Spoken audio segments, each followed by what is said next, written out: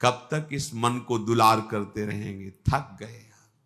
कभी विचार करके दे, कितना गंदा है मन यार, कहां फंसाता है, कहां लगाए हुए है। सोचो कहां लगाए हुए, कितनी भुलावे की खेल। ऐसे अभक्ष पदार्थ खवाता है, ऐसे अपेय पदार्थ पिलाता है, ऐसे अकृत्य कृत्य कराता है जिसे घृणा हो जाए। पर ये माया ऐसा आसक्त कि उसी में वो जीना, उसी में सुख, उसी में वो आनंद का अनुभव करना चाहता है। अनित्यम सुखम लोकमिमं प्राप्य भजस्व माम। ये अनित्य है, असुख है संसार। प्रभु का भजन करके प्रभु को प्राप्त हो, स्वयं कह रहे हैं इस अनित्य में मत फंसो। ये तुम्हें स्वतंत्रता दी गई, तुम प्रारब्ध के अधीन नहीं हो, कोई पशु नहीं हो, मनुष्य हो। प्रारब्ध शुभ अशुभ कर्मों के जो संचित हैं उनमें से कुछ परिणाम निकालकर इस शरीर को दिया गया है। आप जो चाहो कर सकते हो, घोर पाप कर सकते हो और बहुत दिव्य भजन करके भगवान को प्राप्त कर। ये स्वतंत्रता है आपकी, बिल्कुल स्वतंत्र हो। आप मनमानी आचरण कर सकते हो और आप शास्त्र के अनुसार चल सकते हो। आप गुरु की वचन के अनुसार चलकर परमात्मा प्राप्ति कर सकते हो और मन के अनुसार चलकर दुर्गति को प्राप्त हो सकते हो। पूरी स्वतंत्रता है मनुष्य जन्म में। पर ध्यान रखो, ये शरीर क्षण भंगुर है, कभी भी नष्ट हो सकता है। संसार के चाहे जितने पदार्थ और पद समेट लो, तुम्हें कभी शांति नहीं मिलने वाली।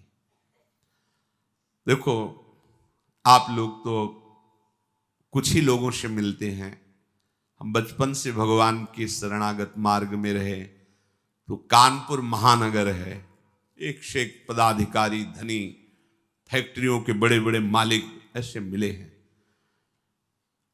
जिनके पीछे 10-10 गाड़ियां चल रही, लोग गनर अंगरक्षक के लिए रखे, बड़ा वैभव। और जब एकांत में मिले हैं, उन्होंने अपनी बात कही है, तो एक साधारण पुरुष से भी ज्यादा वो अशांत है। एक किसान आराम से मेहनत करके 4 रोटी खा के सो जाता है, उनको नींद भी नहीं आती। ऐसे परिवार में कलह है, वैभव इतना है, ऐसे परिवार के आचरण को देख देख के जल रहा है, अशांत हो रहा है। क्यों? फिर सिद्धांत गलत हो जाएगा। भगवान से विमुख को स्वप्न में भी शांति नहीं मिल सकती। आप लोग तो अब आपके सामने जब उतरेंगे तो आपको तो लगेगा ही कि 10 गाड़ी पीछे चल रही। इनके एक मैदा फैक्ट्री के मालिक आते थे, जिनके 10 मैदा फैक्ट्री थी, मतलब कैसी उनका वैभव। पर जब एकांत में बात करते तब हृदय यही कहता, ओहो, भगवान से विमुख होने के कारण देखो सब कुछ है लेकिन कुछ नहीं है। जिसे शांति कहते हैं, जिसे सुख कहते हैं, जिसे विश्राम कहते हैं, वो नहीं। भगवत भक्त जो भजन परायण है, चरित्र में देखा गया उनके पास सही वस्त्र भी नहीं, भोजन भी नहीं, और परमानंद में डूबे, परवाह आनंद मगन, शांति। उनके हृदय में शांति क्या, उनके समीप पहुंच जाओ तो तुम शांत हो जाओगे। उनके दर्शन कर लो तो हृदय विश्राम मानने लगेगा। इसलिए तुम्हें यदि परमार्थ का, अध्यात्म का मार्ग मिल गया तो तुम बड़े भाग्यशाली हो। अब तुम्हें सावधानी ये रखनी कि मार्ग छूटने न पावे। अध्यात्म मार्ग बहुत बड़ी कृपा से मिलता है। ये हम लोग अज्ञानी हैं, पाए रतन चीन्ह्यो नहीं, दीन्ह्यो करते डाल। ये माया श्री कृष्ण की मोहे सब संसार। दुख के समुद्र से निकलने का अवसर मिल गया है, सावधान हो जाओ। तुम्हें तृप्ति और बोध इसी अध्यात्म मार्ग में मिलेगा, केवल अध्यात्म मार्ग में मिलेगा, लोक में नहीं। अभी एक दिन एकांतिक में 20 वर्ष का नया बालक होगा, बड़े आर्त भाव से कह रहा था कि मेरी बड़ी दुर्दशा हो गई है, विक्षिप्त सा हो रहा हूं। मैंने ऐसी अपवित्र हस्तक्रिया की जिससे अपने ब्रह्मचर्य को नष्ट किया। आज हमारा जीवन ऐसा खोखला हो गया कि अंदर से अशांत, हर समय में बहुत कष्ट में रहता हूं, बहुत परेशान हूं, अब क्या करूं। सोचो, अभी 20 वर्ष की अवस्था, अभी तो यौवन का रंग आने वाला है, और वो अपने आप को इस स्थिति में ले गया। अब क्या होगा? बस किस हेतु से गया वो ऐसी स्थिति में? एक जनेंद्री ने फंसा लिया कि इसके घर्षण में सुख है। स्थिति क्या हुई? पूरे जीवन की नींव नष्ट कर दी। सुख का और तृप्ति का एकमात्र उपाय अध्यात्म है। देखो, पूर्व इतिहास में, शास्त्रों में पाया गया, चाहे राजा का राजकुमार हो या किसी गरीब का लड़का हो, दोनों गुरुकुल में एक समान रहते थे। गुरुकुल में 20 वर्ष 25 वर्ष तक शास्त्र शिक्षा, ब्रह्मचर्य, संयम, नियम, फिर अपने अपने अधिकारानुसार गृहस्थ धर्म या विरक्त धर्म का अनुसरण। तो गृहस्थ में भी रहते हुए वो महात्मा ही रहते थे, क्योंकि उनकी नींव बन गई है। आज हम सुख की लालसा से अपने को ऐसा नष्ट किए दे रहे, पर सुख अध्यात्म में है, इस दुखद संसार के मार्ग में नहीं। तृप्ति का बोध अध्यात्म में मिलेगा, भोगों में नहीं। खुल के समझ लीजिए। नए नए बच्चे हैं, सर्च करते हैं, तो उनको ऐसे सूत्र हमें दिखाए। जब ब्रह्मचर्य के विषय में चर्चा हुई थी, तब वो साइड में ये लोग पढ़े लिखे दिखाए कि देखो ये क्या बोल रहे हैं। वो बोल रहे हैं, जब तुम्हें कोई फ्रस्ट्रेशन दो क्या आवे, तब आप ऐसा कर लो, बड़ी शांति मिलेगी और आपका खून बढ़ेगा। नए नए बच्चों को लगा कि सुख भी मिलेगा और स्वास्थ्य भी बढ़ेगा और फ्रस्ट्रेशन भी जाएगा, मतलब लाभ है। सर्वनाश कर दिया इन अज्ञानी लोगों ने, सर्वनाश कर दिया। ये उन महात्माओं के वचन हैं जो जीवन में अनुभव किए हैं। जो विषयी पुरुष भोगों को सुख मानता है, वो निर्णय कर सकता है जीवन उज्जवल कैसे बनेगा, बलवान कैसे बनेगा। बिना संयम के, बिना नियम के आज तक कोई बलवान बन पाया है? कैसी दुर्दशा बच्चों की हो रही। छोटे छोटे बच्चे जिनका भविष्य उज्जवल होना है, तेजस्वी होना है, जो हमारे देश के काम आवे, जो हमारे समाज के काम आवे, वो अपने शरीर की ऐसी दुर्दशा कर ली कि वो खुद जीने के लिए परेशान है। तुम्हारे समझ में नहीं है तो हमारे पास आते हैं तो बताते हैं नई नई अवस्था की। क्या हुआ? सुख की खोज गलत जगह। अध्यात्म में सुख है, सच्ची मानिए। ब्रह्मचर्य एक वो महान आशीर्वाद है भगवान का। आपसे कोई और साधन न बनता हो, यदि ब्रह्मचर्य है, एक अपार शीतलता, कोई भी रोग तुम्हें परास्त नहीं कर सकता। सच्ची, एक नवीन उत्साह। बुखार है, किडनी फेल है, दर्द है, एक नवीन उत्साह, एक नवीन बल तुम्हें कहीं झुकने नहीं देगा। सोचो, जिसके निकलने में तुम सुखानुभव करते हो, उसको रोकने में कितना महान सुख होगा। पर ये बातें ना तो स्कूलों में बैठ के समझाई जाती हैं, क्योंकि यह अध्यात्म मार्ग की नींव है।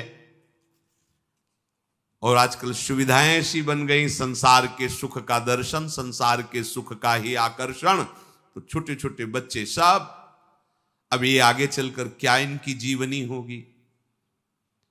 जिसके जीवन में संयम नहीं है, व्यभिचार प्रवृत्ति आ गई है, चाहे स्त्री हो या पुरुष हो, स्वप्न में भी सुख प्राप्त कर सके असंभव।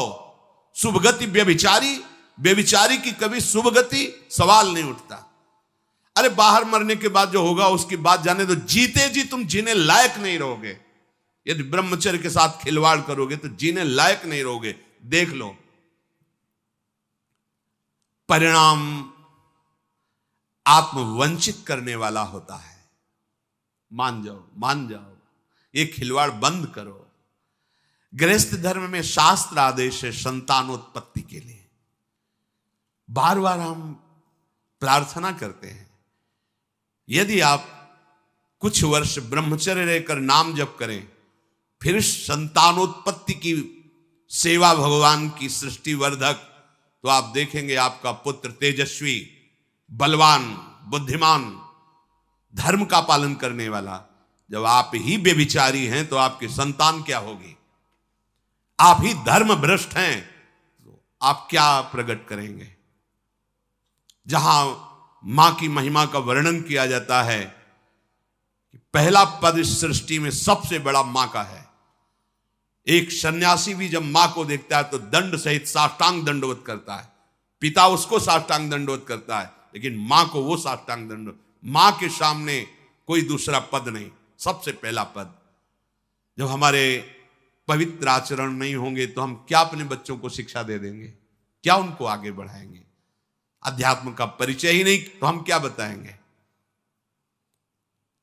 भोगों में तृप्ति आज तक किसी को नहीं मिली, यही भगवत प्राप्ति में सबसे बड़ी बाधा है। ज्यों ज्यों तुम भोग भोगोगे वैसे ही वैसे भोग आसक्ति बढ़ती चली जाएगी। इसलिए संतों का अनुभव मान लो, विषयान विषवत त्यज्य, भोगों से डरो जैसे विष से डरा जाता है। देखो अज्ञान की वृत्ति, जैसे अपने लोग संत वेश में हैं, भगवत मार्ग के पथिक है, हमारे सामने मदिरा की बोतल रखी जाए तो कैसा? जानते नहीं मैं साधु हूं। और अगर भोग की बात हो तो कैसा? उत्तर अपने आप से ले लो, दूसरे के उत्तर देने की जरूरत नहीं। हमारे सामने मांस रखे तो कैसा? एकदम बिगड़ जाएंगे।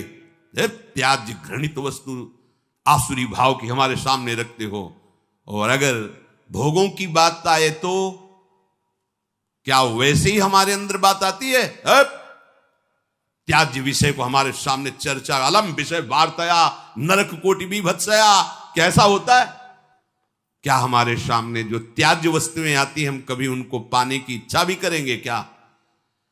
विष के समान हम मदिरा को देखेंगे, मांस को देखेंगे तो उसी कोटि का है हमारे लिए वो भाव विषय भोगों का। उसको तो हम अलग करके देखते, अरे नहीं ये कैसे हम पी सकते हैं, कैसे दे? और वो बड़े शौक से हमारा मन राजी हो जाता है। नहीं, ये भुलावा है, सावधान, एक ही कोटि है, एक ही लाइन में रखा गया है। यदि परमार्थ अध्यात्म के पथिक हो तो ऐसा नहीं। भोगों को संतों ने कहा यदि अध्यात्म मार्ग में चलना है तो विषयान विषवत त्यज्य। जैसे विष को हम खा नहीं सकते, चाहे सुंदर रबड़ी में डाल के दिया जाए या खीर में डाल के दिया जाए, कोई हमें कान में बता दे कि विष है, इसमें विष मिला है, बस अब हम खा नहीं सकते, चाहे हाथ जोड़े चाहे पैर जोड़े। गुरुजनों ने कहा कि विषय विष से भी बड़ा भयानक है, मत भोगना। फिर हम ये बात क्यों स्वीकार नहीं कर पाते? जैसे रबड़ी में बहुत रति है, पर आके कोई बता दे इसमें विष मिला है तो बिल्कुल नहीं खा सकते, जबरदस्ती खवाना चाहे तो नहीं खा सकते। पर विषय, शास्त्र और गुरुजन कह रहे हैं विषयान विषवत त्यज्य। विषय बड़ा भयंकर विषय। विष तो एक शरीर नष्ट करता है, विषय तो अनेक जन्मों तक संस्कार विषय के फैला देता है। फिर हम राजी क्यों हो जाते हैं? क्या बात है? क्या गुरुजनों के अनुभवों पर हमारा विश्वास नहीं, या हम अध्यात्म मार्ग के पथिक नहीं? वो चैप्टर ही हमारा नहीं है। हमारा मार्ग अध्यात्म मार्ग है, चाहे गृहस्थ हो चाहे विरक्त हो। एक पत्नी व्रत धारण करने वाला गृहस्थ ब्रह्मचारी ही माना जाता है। जो केवल संतानोत्पत्ति के लिए गृहस्थ क्रिया करता है उसे ब्रह्मचारी ही माना जाता है। नाम जप करते हुए अतिथि सेवा, परिवार का पोषण, वो साधु ही माना जाता है।